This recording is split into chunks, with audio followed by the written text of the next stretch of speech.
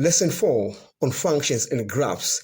In the previous lesson, we talked about how to find the turning point, the axis of symmetry, the x-intercepts, and the y-intercept of a quadratic function.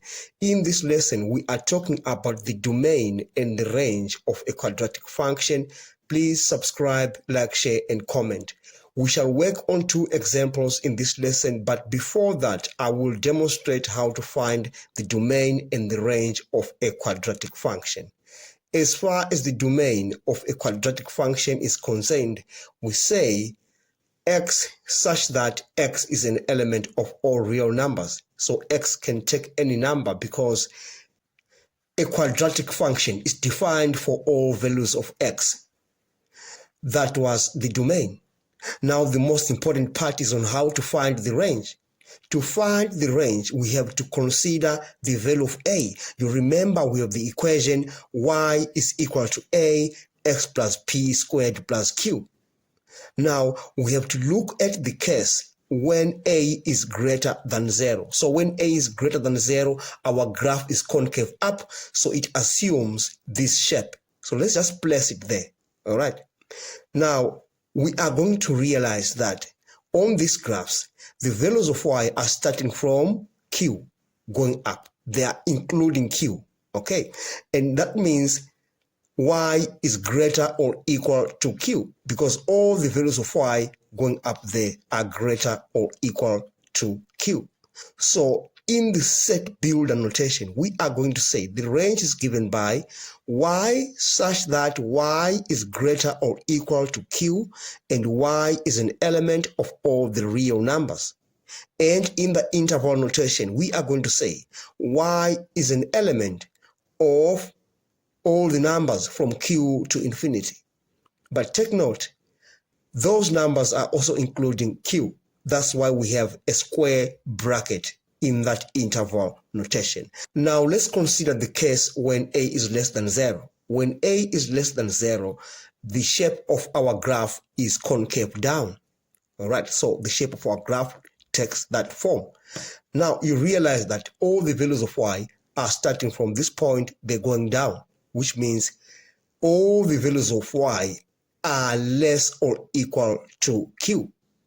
So in the set builder notation, we are going to represent the range as y such that y is less or equal to q and y is an element of all the real numbers. And in the interval notation, we are going to say y is starting from minus infinity and going all the way up to q. It is including q. That's why we have a square bracket in that interval notation. Now that I have demonstrated on how to find the domain and the range of a quadratic function, it's time for us now to get our hands dirty. Now, we need to find the domain of that function. Remember, for all quadratic functions, the domain is given by, so we say domain is given by x such that x is an element of all the real numbers. Now, to find the range, we have to consider the value of a. You remember we said when a is greater than 0, the range of a quadratic function is given in the set builder notation by, we say range is given by y such that y is greater or equal to q, this value of q, all right? For y is an element of all the real numbers. That is in the set builder notation, and in the interval notation, we said the range is just y is an element of q up to infinity, all right? Now, what is most important when finding the range is this value of q. And now we have it because q is minus 3 if you compare this equation with that equation. So we can now say the range for that quadratic function, we say range is given by y such that y is greater or equal to minus 3 and y is an element of all the real numbers. or you can represent that in the set builder notation. You are going to say the range is given by y is an element of -3 to infinity. We are done with that example. We have managed to find the domain and we have found the range. Okay, so you can use either the set builder notation or you can use the interval notation. Example 2 is a bit different from example 1 because the quadratic function is expressed in this form. Y is equal to x squared plus bx plus c. So you need to complete the square to get to that point so that you will be able to find the value of q. All right. But completing the square can be a very lengthy process. I have some videos on this channel. If you check the playlist on equations and inequalities, I have explained how to complete the square in detail. But since we're saying it's a lengthy process, I'm offering another method of doing that. All right. So that method is using the axis of symmetry to find the turning point. So we are going to say the axis of symmetry of a quadratic function is given by x is equal to minus b over 2a.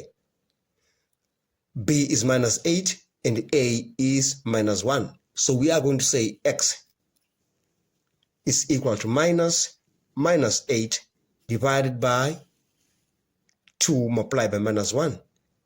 We are going to get the axis of symmetry as x is equal to minus 4. So you can find the corresponding value of y at that turning point. So you're simply going to substitute minus 4 into that equation so that you find that value of y. And that is q. We are actually looking for q, okay? Because remember, to find the range, we use q. Okay, so we are going to say now y is equal to minus 4 squared minus 8 multiplied by minus 4 minus 7. And that is going to give us y is equal to 9. So we have a turning point. Our turning point, we say turning point is minus 4 and 9. And this 9 is that q. Okay. And now you remember to find the range of that quadratic function. You consider the value of a. In that regard, you see a is negative, so a is less than 0. So we say to find the range when a is less than 0, we say the range is given by y such that y is less than 9 because 9 is q. And y is an element of all the real numbers. That's the range. But you can represent that in the interval notation. You can say that range is given by y is an element of minus infinity to 9. Like that. And then we are done with that part of range. Remember, we haven't found the domain. So you remember, like I've been saying, for all the quadratic functions, the domain is given by x such that x is an element of all the real numbers. So we are going to say the domain is such that x is an element of all the real numbers. So we've managed to find the range and the domain of that quadratic function. We've come to the end of this lesson. Thanks for watching. Please subscribe, like, share, and comment. Enjoy your day.